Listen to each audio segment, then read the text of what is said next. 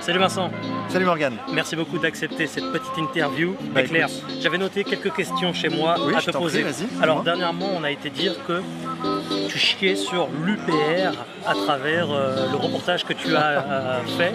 Qu'est-ce que tu peux en dire? Alors qu'est-ce que je peux en dire? Je peux en dire beaucoup de choses, mais l'essentiel c'est que non, je ne cherchais pas du tout à torpiller cette ouverture de local, j'étais allé vraiment en toute bonne foi pour essayer d'avoir l'avis des gens de l'UPR sans me moquer d'eux, contrairement aux médias dominants. Mais on dit que tu as focalisé sur un mec qui te cassait les couilles pendant un certain nombre de temps et que tu as fait exprès de focaliser là-dessus dans le montage. Non, alors le truc, c'est effectivement, c'est leur moyen de défense, c'est de dire que je suis resté 6 heures. Alors déjà, il y a des contradictions, parce qu'ils disent que je suis resté de 14h à 20h. Or, l'événement commençait à 16h. Donc qu'allais-je faire à 14h alors que l'événement commençait à 16h? Donc déjà, là, il y a quelque chose de faux. Alors soit ils se trompent, soit ils mentent. Dans tous les cas, c'est faux. Donc déjà, je suis resté 2 heures de moins avec eux qu'ils ne le disent. Premièrement, donc je suis arrivé à 16h07, j'ai commencé à faire mes interviews à 16h30 et je suis resté effectivement jusqu'à 20h. Enfin, un peu plus que 20h d'ailleurs. D'accord. Et donc, sur le total des rushs, j'ai 2h20 d'interview, Morgane. J'ai 1h05 d'embrouille avec les mecs du bureau, ou qui ne sont pas en fait du bureau d'ailleurs, c'est aussi toute la subtilité de l'affaire.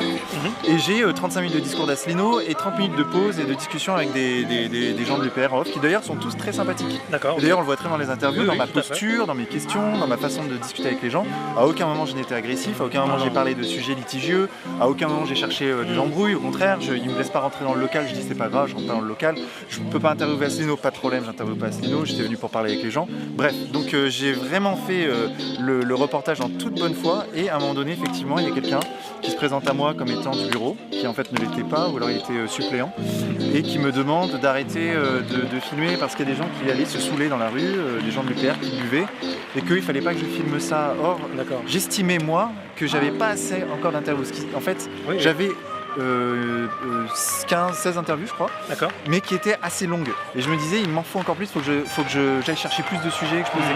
Bref, en gros je considérais que je pouvais obtenir un meilleur reportage en allant chercher. Tu fais ce que tu veux, c'est ton job en plus. En plus on est dans la rue. En plus. On est sur l'espace public. Morgane, sur l'espace public. Enfin, je sais pas, la loi est assez claire sur l'espace public, on a le droit d'interviewer les gens s'ils sont d'accord. Là on a vu, notamment à travers le reportage que tu as diffusé, que certains faisaient de Vincent Lapierre une cause nationale. Tu étais presque l'ennemi à abattre là pendant ces derniers jours. C'est un peu exagéré, n'est-ce pas? C'est un peu exagéré, mais en même temps, d'une certaine façon, je les comprends. C'est vrai que ce reportage montre des choses qui font débat au sein de l'UPR. La liberté d'expression au sein de l'UPR, le fait qu'il y ait des gens qui sont autour d'Asselineau et qui se comportent comme des gardes-chiourmes un peu, qui cherchent à vraiment contrôler l'image de l'UPR.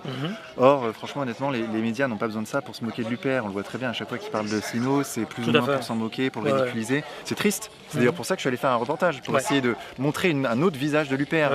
Et le truc, c'est qu'en fait, ils sont tellement sur la défensive, ce que par ailleurs je peux comprendre étant donné le contexte médiatique, que du coup avec moi ils ont fait clairement une maladresse. Pour moi c'est une maladresse, c'est une succession de maladresses et d'ailleurs je le dis face caméra, je fais mon mea culpa, moi aussi j'ai pas été super adroit dans cette affaire, j'aurais dû être plus diplomate, on aurait dû discuter droit dans les yeux, j'aurais même dû prévenir à l'avance, très probablement, même si j'ai le droit avec moi, parce qu'en fait j'avais le droit de faire les interviews, si les gens acceptaient bien sûr de me donner des interviews, mais j'avais le droit pour moi, mais j'aurais dû avoir plus de diplomatie. Je l'accepte.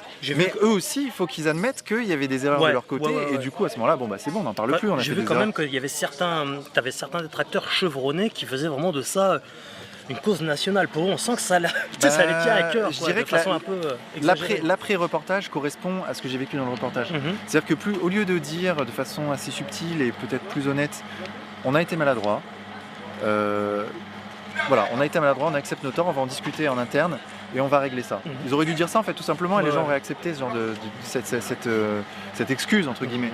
Mais non, en fait ils sont allés, ils ont voulu m'attaquer. En fait leur stratégie c'était de m'attaquer et de dire que j'étais quelqu'un de malhonnête, que je suis resté 6 heures alors que je suis pas resté 6 heures, que c'était mon objectif, que c'est Soral qui m'envoyait. Soral n'était même pas au courant que je faisais ce reportage sur l'UPR quoi. Je demande pas la permission à Soral pour aller à tel ou tel endroit.